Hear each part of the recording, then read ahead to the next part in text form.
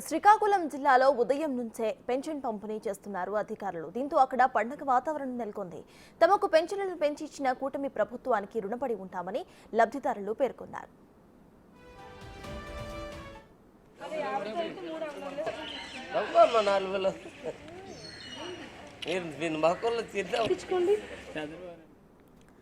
మరిన్ని డీటెయిల్స్ మా ప్రతినిధి రాము అందిస్తారు.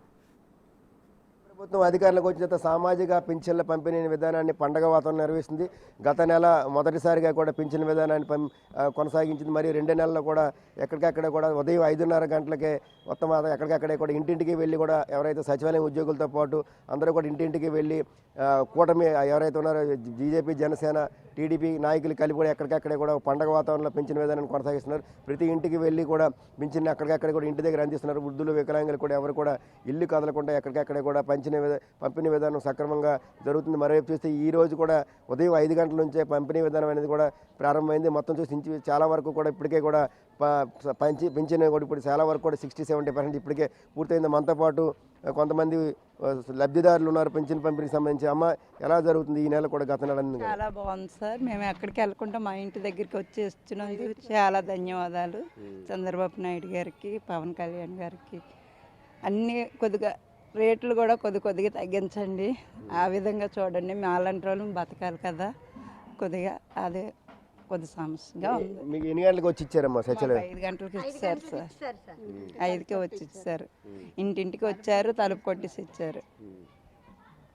అమ్మ, ఎలా అనిపిస్తుంది ఈ ప్రభుత్వం వచ్చిన తర్వాత పింఛన్ 4? చాలా బాగుందండి.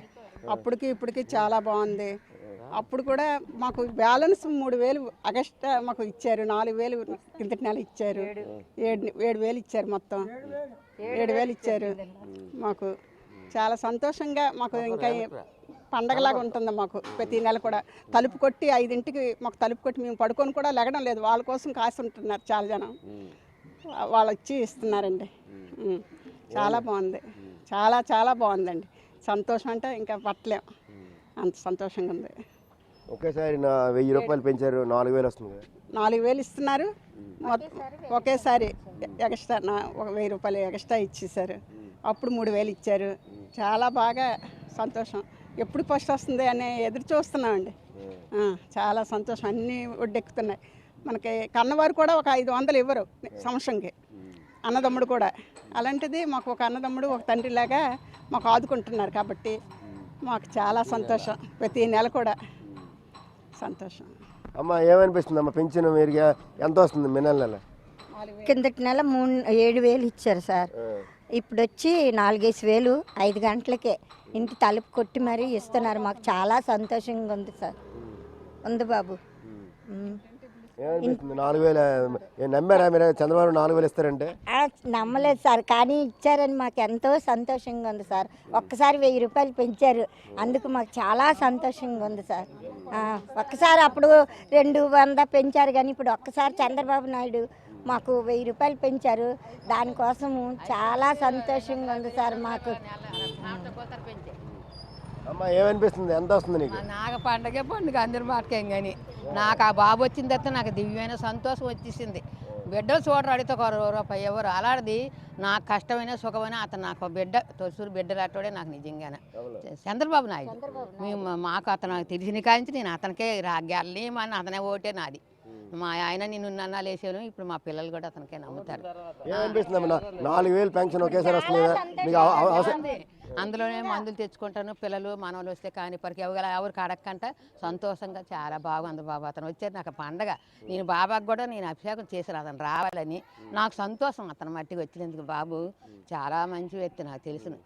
4,000 అని చెప్పి అప్పుడు కొంతమంది అన్నారు. నేను ఎప్పుడు జీవితంలో అనలేదు. మీరు కాదమ్మా, కొంతమంది పార్టీ వాళ్ళు అప్పుడు వైసీపీ వాళ్ళు అన్నారు ఈయన ఇస్తారు 1,000 రూపాయలు చేడు చేస్తాడని. అన్ని వాళ్ళు కూడా ఉన్నారు. వాళ్ళతో నేను గొడవలు పడిన రోజులు ఉన్నాయి.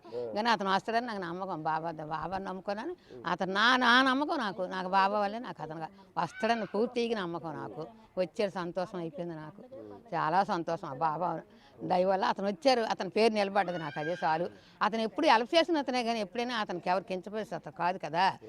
అప్పుడున్నప్పుడు ఎలాగిచ్చేవారు.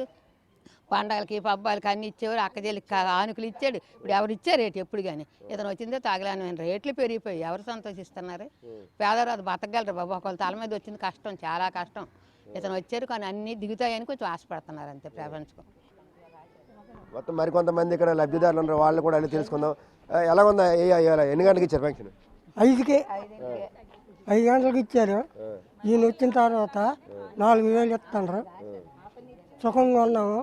ఆ 4,000 అందిన వెంటనే నా ముడుకుల అప్పులకి వాటికి మేము మాత్రలు గట్ట కొనుక్కొని కొడుకులు చూడకపోయినా వాటి మీద మందులు గట్ట కొనుక్కొని నన్ను ఇలాగా నడుపుతున్నాను. 5 గంటలకే పింఛన్ పంపిణీ విధానం మొత్తం ప్రారంభమైంది. ఇప్పటికే ఇంచుమించుగా ఇప్పుడు 6 గంటలు అయింది. 6 గంటలు అయ్యేసరికి ఇంచుమించుగా 60-70% కూడా ఎక్కడికక్కడే కూడా జిల్లా వ్యాప్తంగా కూడా పింఛన్ పంపిణీ పూర్తయినట్టు కూడా సచివాలయ అధికారులు, జిల్లా అధికారులు అయితే స్పష్టం చేస్తున్నారు. ఇప్పుడు వీడియో నాగరాజురాము.